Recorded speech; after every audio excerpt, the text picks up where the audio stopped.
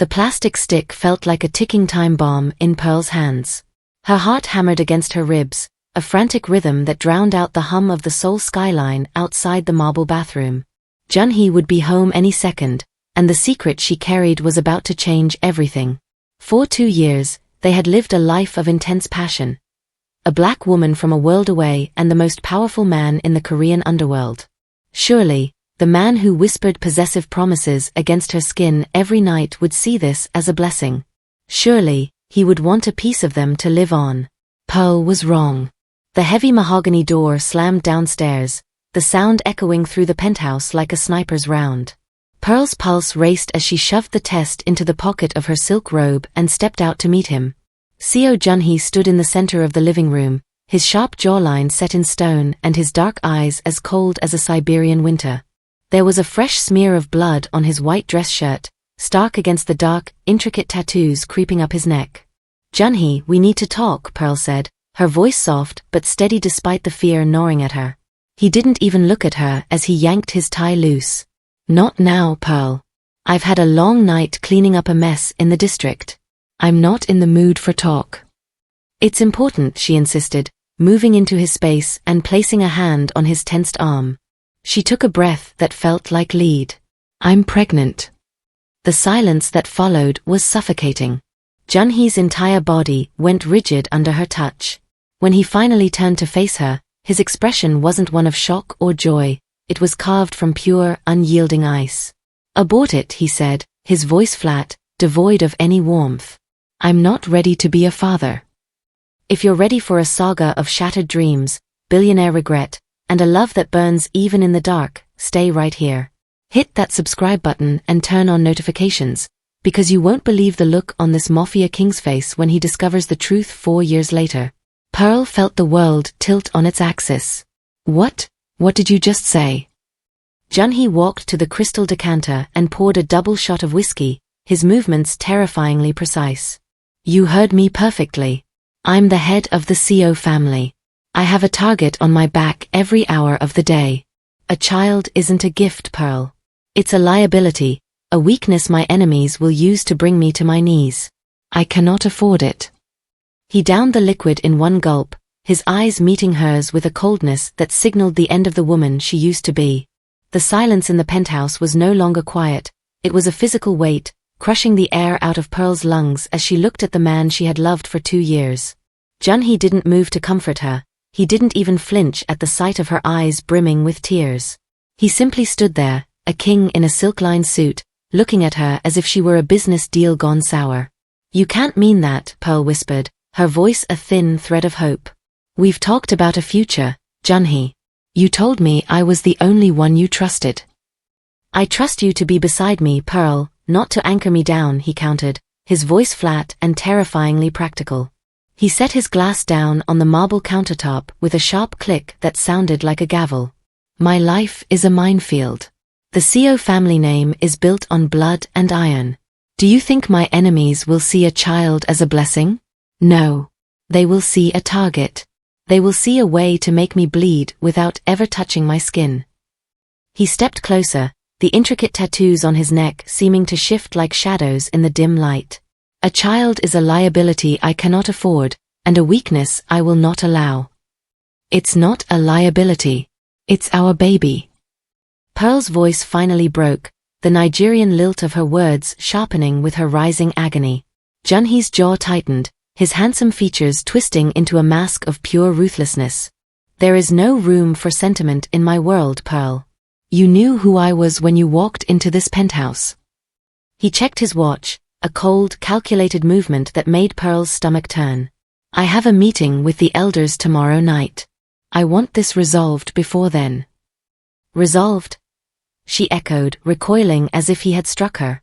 "I'm giving you a choice, because I once cared for you," he said, and the past tense of his words cut deeper than any blade. "Make the appointment. My driver will take you to a private clinic where no questions will be asked. We can go back to how things were. We can forget this ever happened. And if I don't?" Junhae leaned in, his scent of expensive sandalwood and cold steel enveloping her. "Then you get out." His gaze swept over the lavish room, the gold accents, and the designer furniture. But you leave the way you came. No money, no jewelry, no security. If you choose that thing over me, you are on your own. You will never hear from me again. He walked past her toward the master suite without a backward glance, leaving Pearl standing alone in the center of their gilded cage. The 2 pink lines in her pocket felt like a death sentence, but as she looked at his retreating back, a spark of fire ignited in her soul. He called her child a liability, but she knew better. It was the only real thing she had left. The golden glow of the penthouse lamps felt like a spotlight on Pearl's betrayal as she stood in the center of the master walk-in closet. The air was silent, save for the distant, rhythmic sound of the shower running in the other room. Junhae was washing away the blood of the traitor he'd killed earlier, completely unaware that the woman he'd just discarded was about to become his greatest ghost. Pearl didn't allow herself to cry. Tears were a luxury she could no longer afford. Her eyes fixed on the heavy biometric safe tucked behind a row of Junhae's bespoke Italian suits. She knew the code. He had given it to her months ago in a rare moment of drunken vulnerability, claiming that what was his was hers. Now, those words felt like a bitter joke. Her fingers trembled as she punched in the digits. With a soft, motorized hiss, the heavy door swung open. Inside lay the tools of his trade, a cold, black handgun, stacks of high-denomination 1, and several velvet boxes. Pearl ignored the weapon, her gaze landing on the thick bundles of cash. Junhae had said she would leave with nothing, that she would be on her own if she chose the liability over him. "I'm not leaving you with nothing," she whispered to her womb, her voice a low, fierce vow. "I'm taking our freedom." She grabbed a designer leather duffel bag from the shelf and began stuffing it with the currency. She didn't take it all, only enough to disappear, enough to cross oceans and build a fortress around her unborn children. Next, she reached for the velvet boxes. She pulled out the diamond tennis bracelets, the heavy gold necklaces, and the rare pigeon blood ruby ring he'd bought her for their first anniversary. These weren't just jewels anymore. They were plane tickets, medical bills, and a future. A sudden change in the apartment's acoustics made her heart stop. The shower had stopped. Panic flared in her chest, hot and blinding. Pearl quickly zipped the bag, her breath coming in shallow hitches. She looked around the closet one last time, seeing the silk dresses and red-bottomed heels he'd bought to dress her up like a trophy. She left them all behind. They belonged to the Pearl who was willing to be a Mafia king's secret. Moving with the ghost-like grace of a woman who had spent 2 years living with a predator, she slipped out of the closet and toward the service elevator in the kitchen. She didn't take her coat, she didn't take her passport from the drawer where he kept it locked. She had her own papers tucked away in a gym bag under the sink. As the elevator doors slid shut with a quiet chime, she caught her reflection in the polished brass. Her face was set, her jaw clenched just as tightly as Junhae's had been. She was stepping into the dark, but for the first time in years, she wasn't walking behind him. She was running for them. The cool night air of Seoul bit at Pearl's skin as she stepped out of the service entrance, the weight of the stolen duffel bag pulling at her shoulder. She didn't call a luxury car service or use the apps Junhae monitored. Instead, she moved toward the neon-lit maze of the subway, blending into the sea of late-night commuters. Every black sedan that cruised past made her breath hitch, her mind conjuring images of Junhae's enforcers stepping out to drag her back to that marble prison. By the time she reached Incheon International Airport, her adrenaline had flattened into a cold, hard resolve. She bypassed the first-class counters where she was a known face and headed toward the kiosks. With a passport he didn't know she had renewed and a ticket purchased with a prepaid card, she moved through the terminal like a ghost. She was no longer the Mafia king's consort, she was a woman fighting for the heartbeats inside her. The flight was a blur of engine hums and cabin lights. As the plane climbed over the East Sea, Pearl looked out the window at the receding lights of Seoul. She felt a pang of grief for the man she thought Junhae was, the man who had held her with a tenderness that felt real. But that man was a mirage. The reality was the ice in his voice when he demanded she destroy their children. She placed a hand over her stomach, a silent promise forming in the dark. "I will never let him touch you." When the wheels finally touched down in Lagos, the heat of the Nigerian morning hit her like a physical embrace. The air was thick with the scent of salt, dust, and spices, a world away from the sterile high-tech elegance of Junhae's penthouse. Here, The noise was vibrant and chaotic, a shield of humanity she could disappear into. She took a yellow taxi deep into the heart of the city, eventually stopping at a modest, high-walled compound owned by an aunt who asked no questions but saw everything in Pearl's haunted eyes.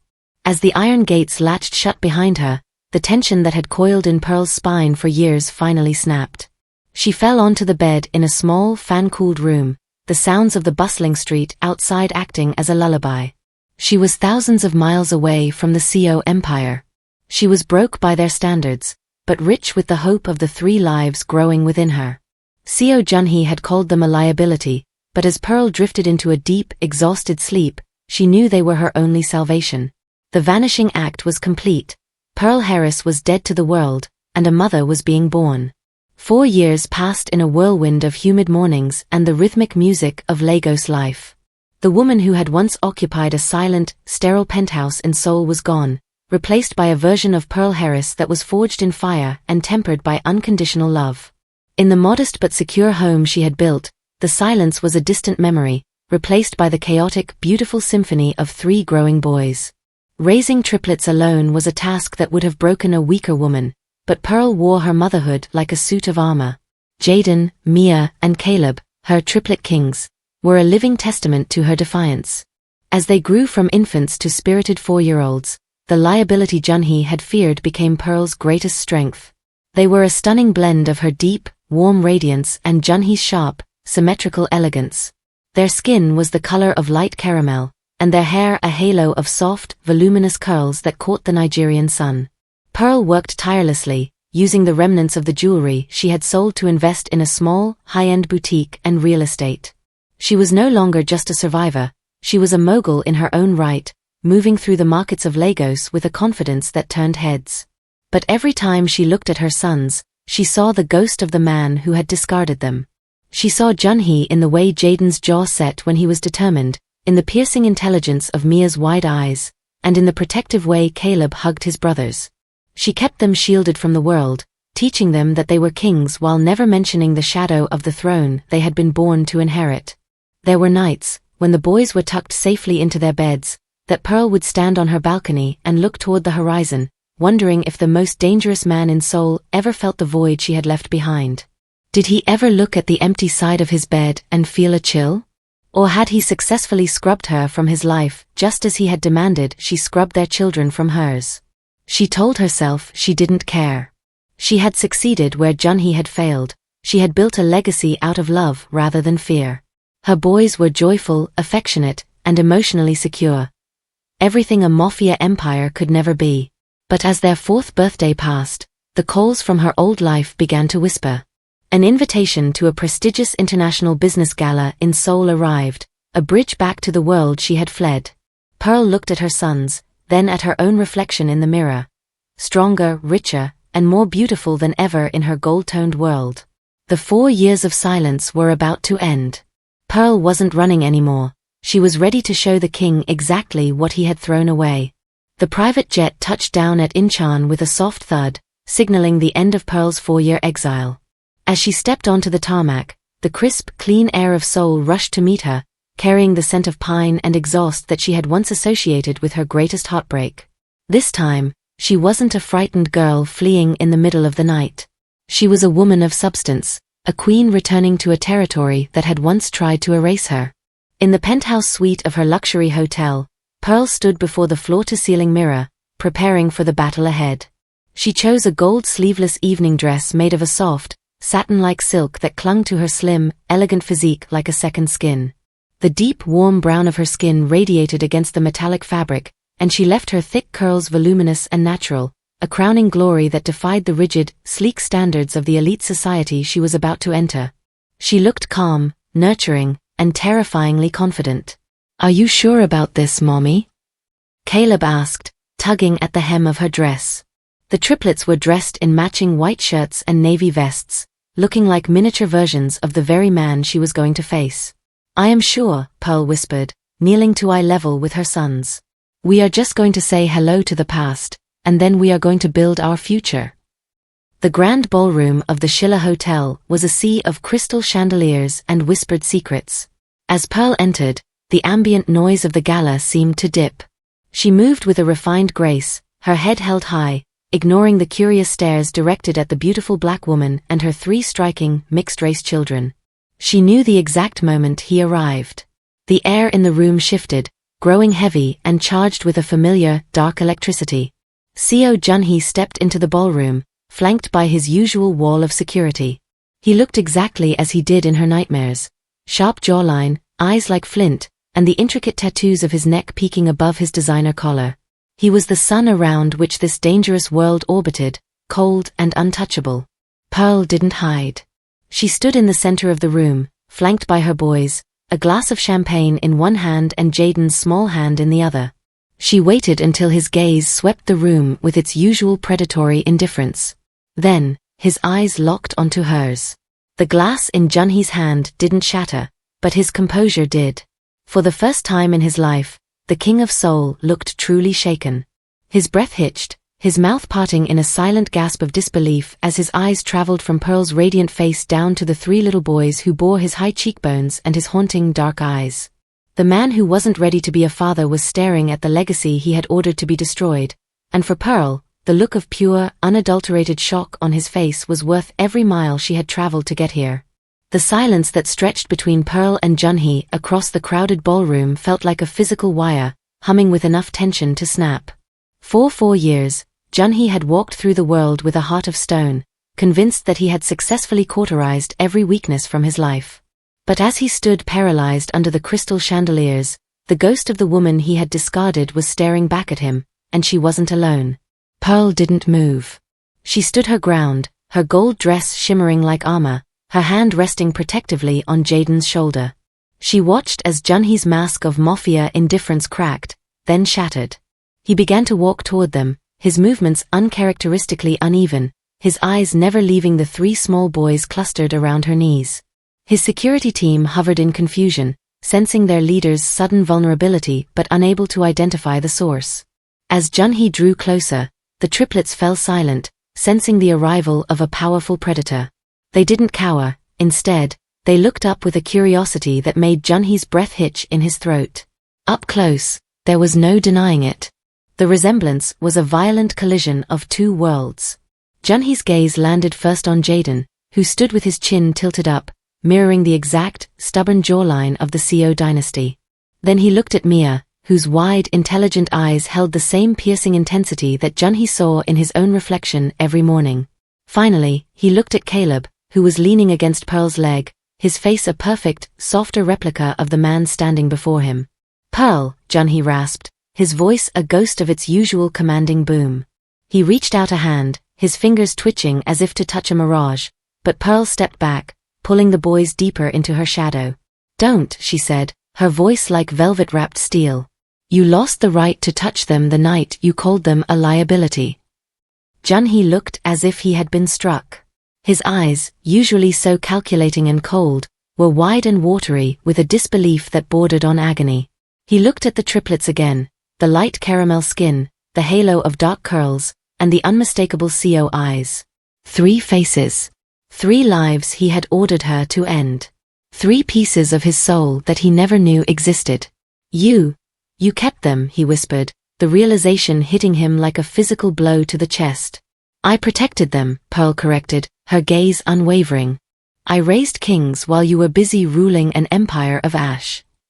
The triplets looked between their mother and the tall, tattooed man who looked so much like them. Jaden took a brave step forward, squinting up at Junhae. "Why is he shaking, Mommy?" Junhae dropped to one knee, oblivious to the high society guests watching the king of the Seoul underworld crumble. He was close enough now to see the pulse in Jaden's neck, the same blood, the same fire. For the first time in his life, the billionaire CEO of the Seo family felt the crushing weight of a power he couldn't control, the terrifying, overwhelming reality of being a father. The heavy, scent-laden air of the ballroom had become a cage, and Pearl could feel the predatory curiosity of 100 socialites pressing in on them. Without a word, she gripped the boys' hands and maneuvered them toward the French doors leading to the moonlit terrace. Junhae followed, his presence a dark, gravitational pull that she couldn't escape. The terrace was a sanctuary of cold stone and shadows, overlooking the glittering sprawl of Seoul. As the doors clicked shut behind them, The muffled music of the gala died away, leaving only the sound of the wind and Junhee's ragged breathing. He looked like a man who had seen a ghost and was beginning to realize he was the one being haunted. "Pearl," he began, his voice cracking the silence. He gestured vaguely toward the triplets, who were huddled by the stone balustrade, looking out at the city lights. Who is the father?" Pearl let out a sharp, hollow laugh that lacked any humor. She turned to face him, the gold of her dress catching the moonlight, making her look like a vengeful goddess. "Are you truly going to ask me that, Junhee? Look at them. Look at Jaden's eyes. Look at the way Caleb stands. You're a man who prides himself on being a genius of observation. Don't play the fool now." Junhee's jaw tightened, a muscle leaping in his cheek. The denial he had been clinging to for the last 10 minutes was crumbling.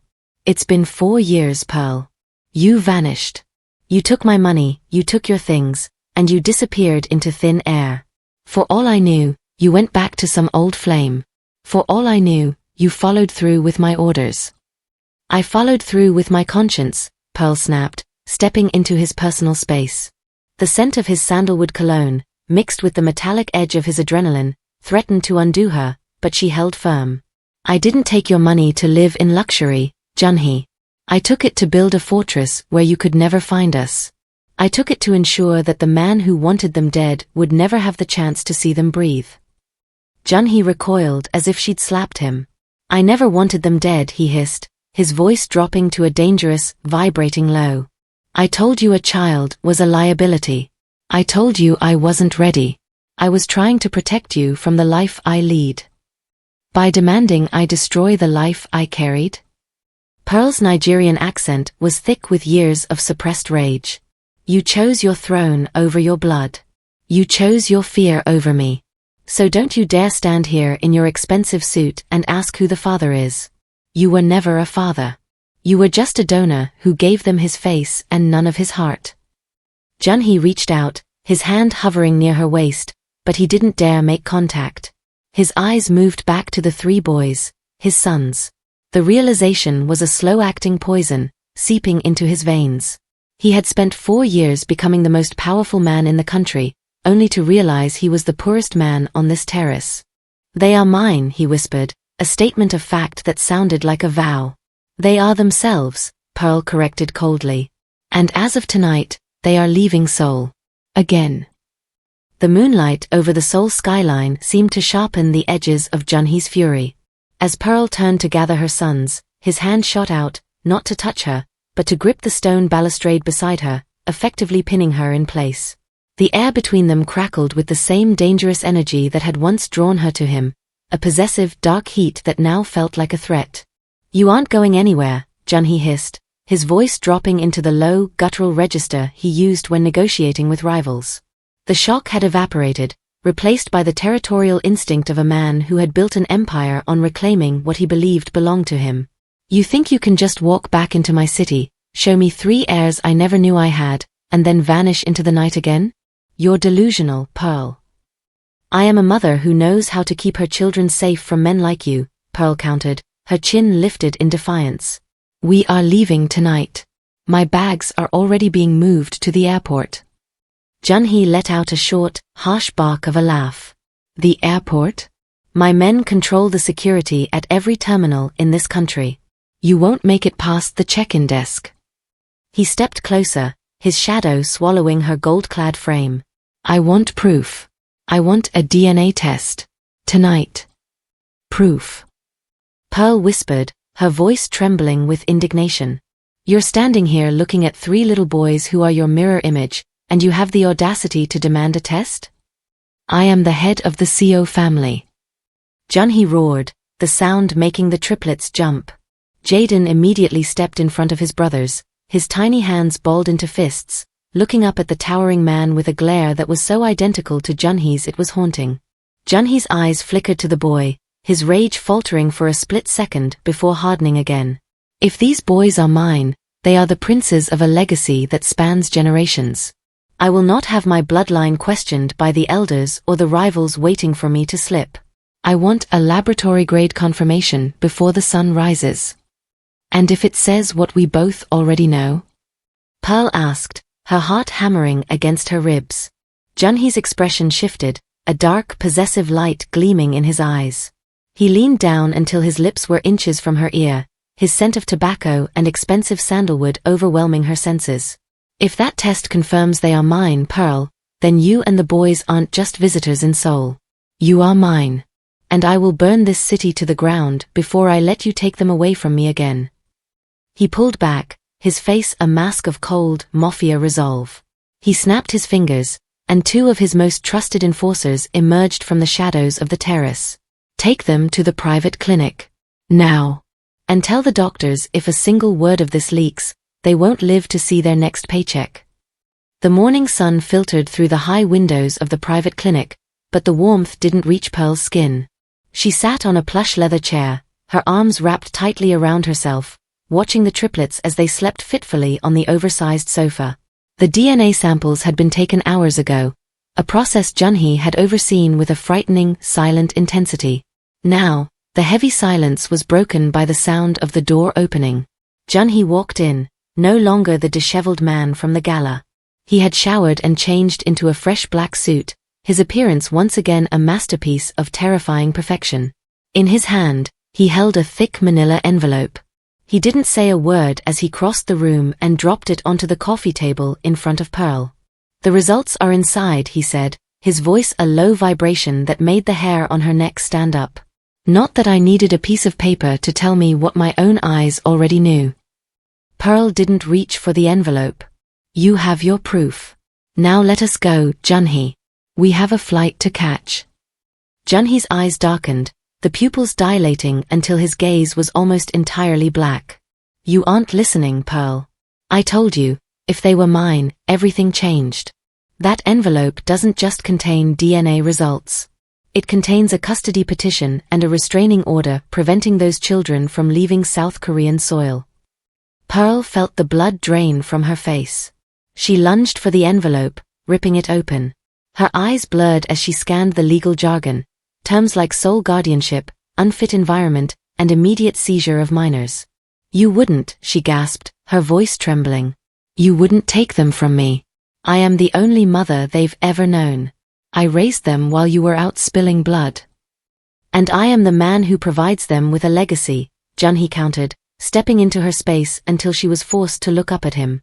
The coldness in his eyes was gone, replaced by a possessive fire that was far more dangerous. You hid my heirs in a slum in Lagos.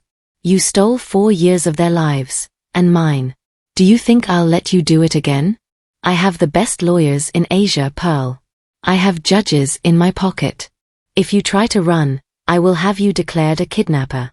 I will take them, and you will never see their faces again. You're a monster, Pearl hissed, tears of rage finally spilling over. I'm a father protecting his blood, Junhae replied, his hand moving to grip the back of her neck, not with violence, but with a terrifyingly firm possession. I don't want to take them from you, Pearl. I want all of you. But make no mistake, if you force my hand, I will choose the boys. You can stay in my world and live as the mother of the Seo princes, or you can leave alone. Choose wisely. The transition from the sterile clinic to the sprawling, high-walled Seo estate was a blur of tinted windows and silent enforcers. Pearl sat in the back of the armored SUV, her heart heavy with the weight of the manila envelope still burning a hole in her mind. Beside her, the triplets were wide-eyed, their small faces pressed against the glass as they entered a world of manicured gardens and stone lions. A world that was supposed to be theirs by birth, but felt like a beautiful cage. Junhae led them into the grand foyer, his presence commanding and stern. He had spent his entire life mastering the art of discipline and order, ruling thousands of men with a single look. But as the heavy oak doors clicked shut, the carefully maintained silence of the Seo manor was instantly shattered. The boys, fueled by the nervous energy of the flight and the strange new surroundings, didn't wait for an invitation. Jaden spotted the polished marble floor and immediately treated it like a racetrack, sliding across the foyer with a joyful shout. Mia found a collection of antique Ming vases on low pedestals and began a high-stakes game of hide-and-seek, while Caleb, the most adventurous of the three, made a beeline for the grand staircase, his small sneakers thudding against the priceless Persian rugs. Caleb, wait. Jaden, stop sliding. Pearl called out, her voice echoing off the vaulted ceilings. She looked at Junhae, expecting a flare of his legendary temper. Junhae stood frozen in the center of the hall, the very image of Mafia discipline in his tailored suit. He watched as a silver tray of refreshments, held by a trembling maid, was nearly appended by Caleb's enthusiastic greeting. His enforcers stood at the perimeter, hands hovering near their jackets, looking completely out of their depth. They knew how to handle assassins and rival cartels, but they had no protocols for 3-year-old chaos. Junhae's eyes followed Mia as she darted behind a heavy velvet curtain. A muscle leaped in his jaw. For a moment, Pearl thought he would roar for order. Instead, a look of profound, bewildered wonder crossed his face. He watched Jaden let out a peal of laughter that bounced off the portraits of his stern ancestors.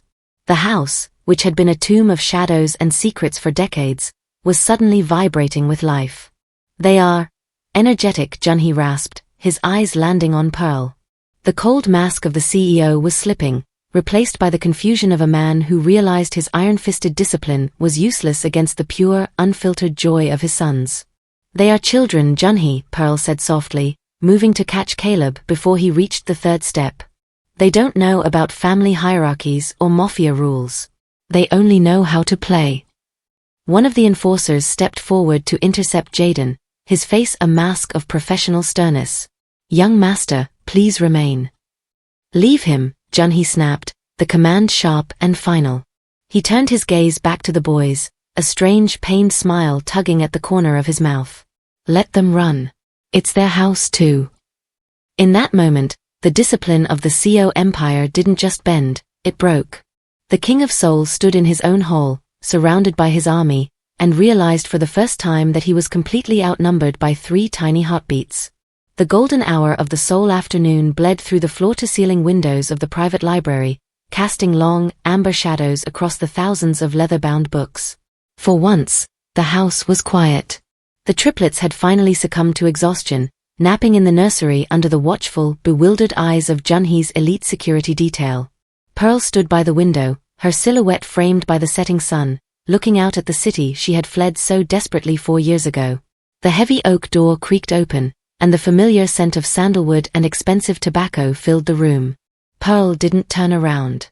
She knew the weight of his footsteps, the way the air seemed to thicken with his presence. Junhae stopped a few feet behind her, his reflection ghosting against the glass.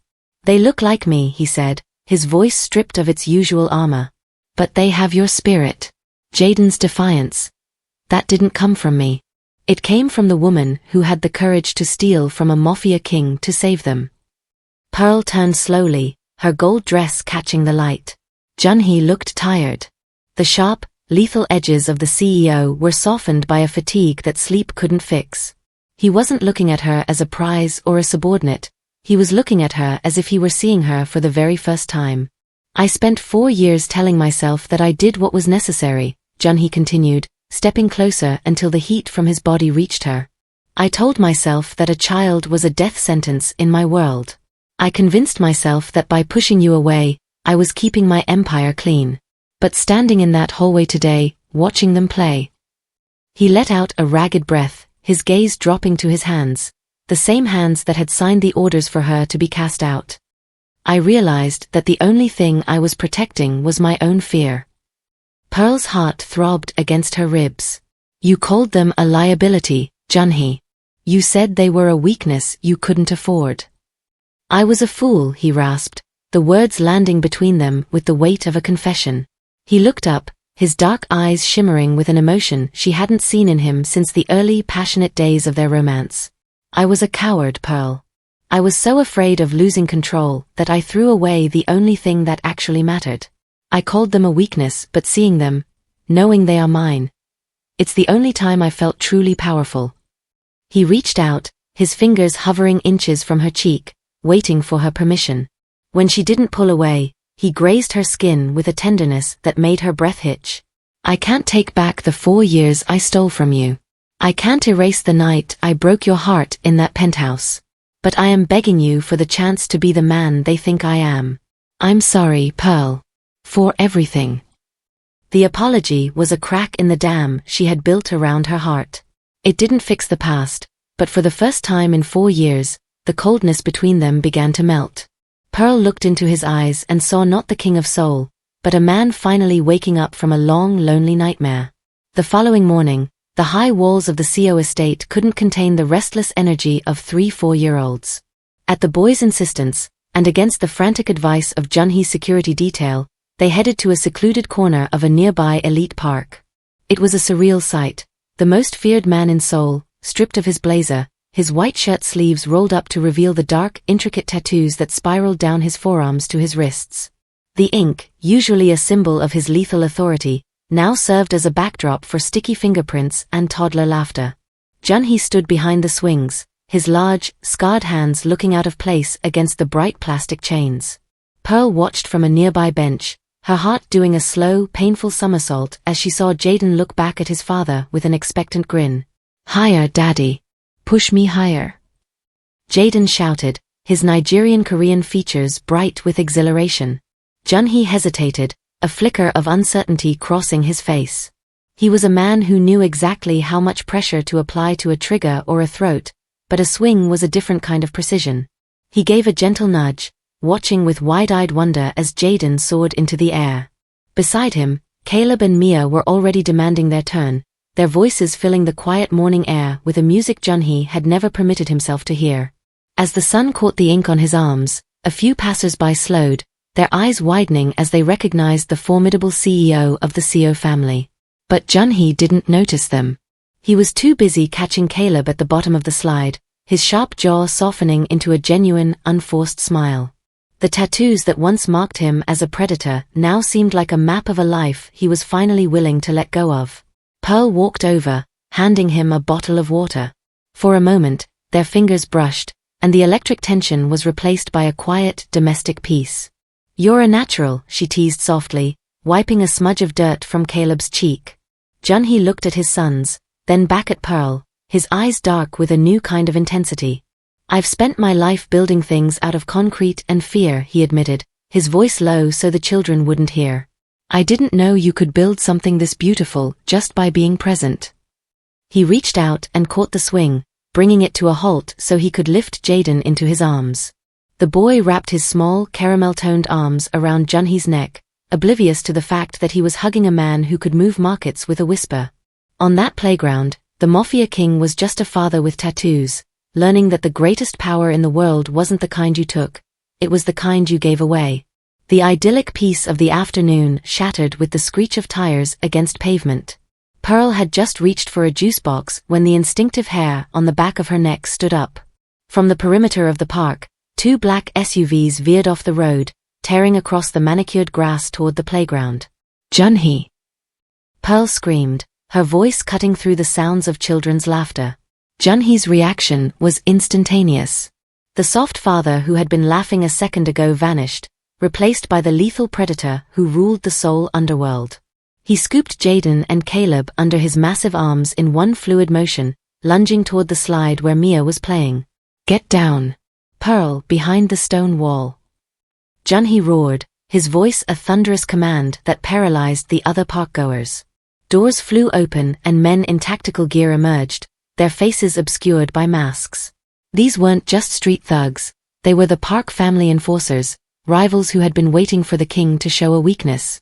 They found it in the form of 3 small children and a woman in a gold-hued sundress. A spray of gunfire peppered the plastic equipment, the sharp pop-pop-pop sounding sickeningly out of place against the backdrop of the city's skyline. Pearl scrambled toward the stone fountain, her heart leaping into her throat as she saw a bullet shatter the very swing Junhae had been pushing moments before. Junhae dove behind the reinforced frame of the jungle gym, shielding the triplets with his own body. He looked down at them, his eyes fierce and terrifying. "Close your eyes," he whispered, his voice vibrating with a protective rage.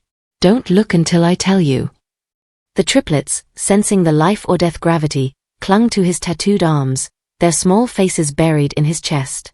Junhae reached into the small of his back, pulling the sleek, black handgun he had promised Pearl he wouldn't bring to the park. He didn't fire blindly, he moved with a cold, calculated precision, his gaze scanning the field for the shooters.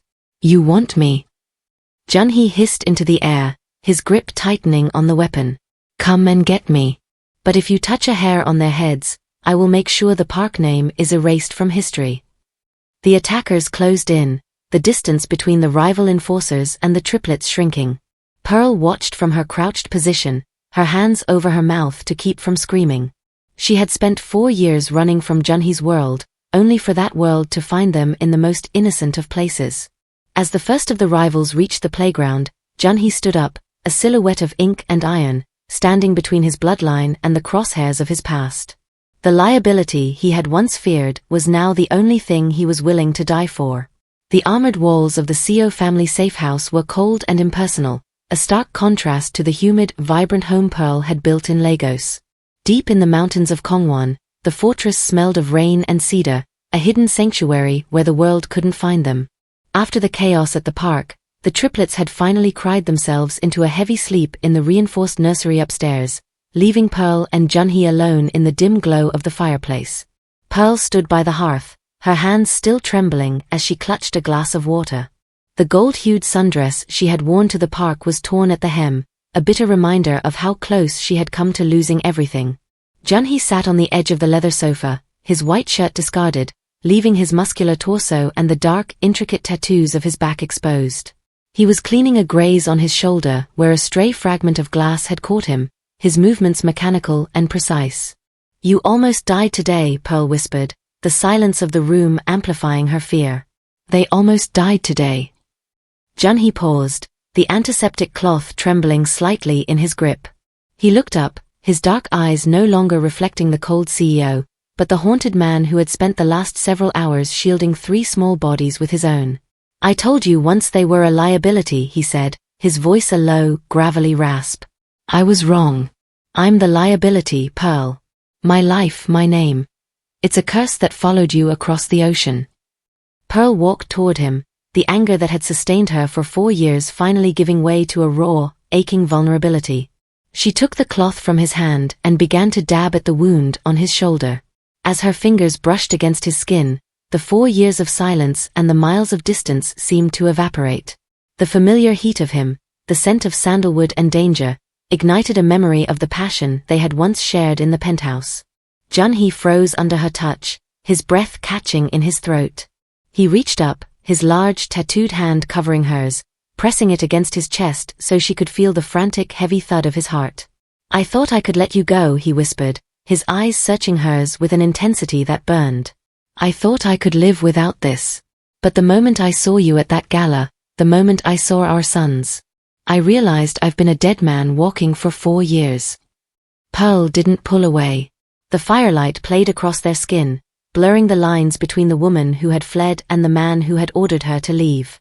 In the safety of the shadows, the old flame didn't just flicker, it roared back to life.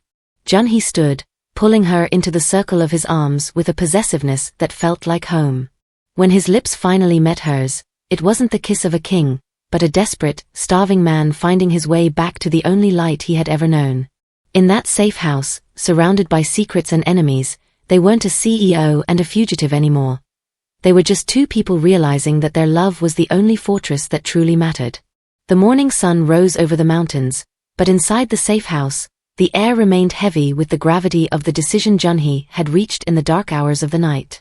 He stood in the center of the reinforced war room, his laptop open and a secure satellite phone in his hand.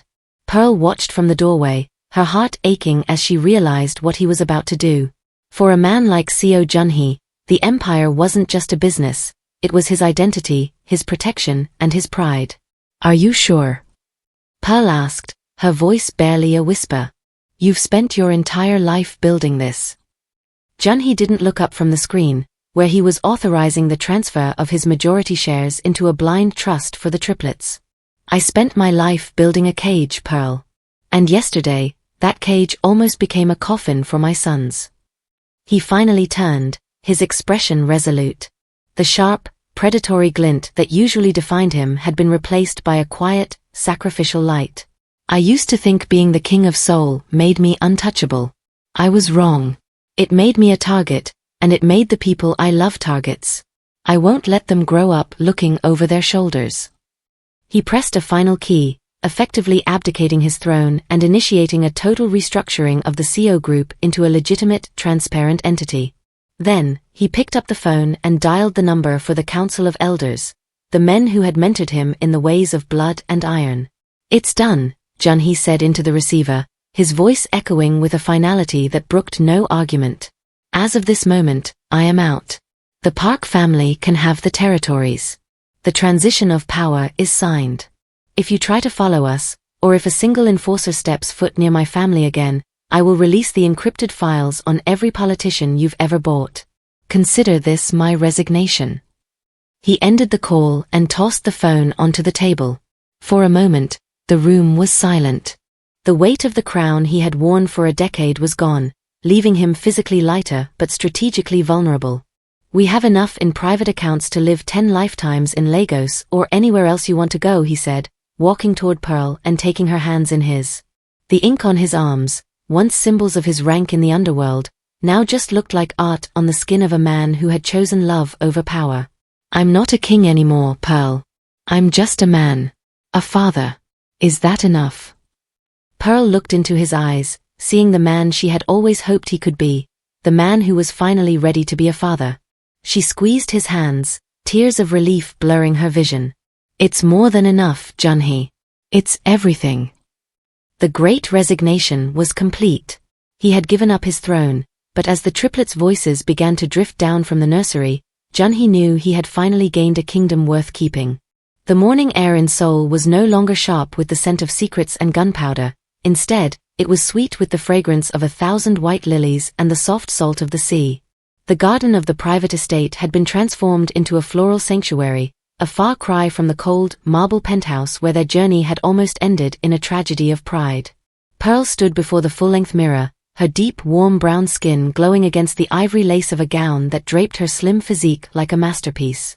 Her voluminous curls were adorned with delicate gold baby's breath, and as she looked at her reflection, she saw a woman who was no longer just a survivor, but a queen who had reclaimed her throne. A soft knock at the door preceded the entry of 3 small, chaotic whirlwinds. Jaden, Mia, and Caleb burst into the room, dressed in miniature black tuxedos with gold bow ties that matched their mother's jewelry. They looked like 3 perfect replicas of the man waiting at the altar, their caramel skin radiant and their eyes wide with the excitement of the day. "Mommy, you look like a princess," Caleb chirped, hugging her silk skirts tightly. "And you 3 look like kings," Pearl whispered, kneeling to kiss each of their foreheads. "Are you ready for your big job?" In their small hands, they each carried a velvet cushion. On Jaden's was a gold band, on Mia's a diamond-encrusted circle, and on Caleb's, a traditional Nigerian beadwork bracelet symbolizing the union of their 2 worlds.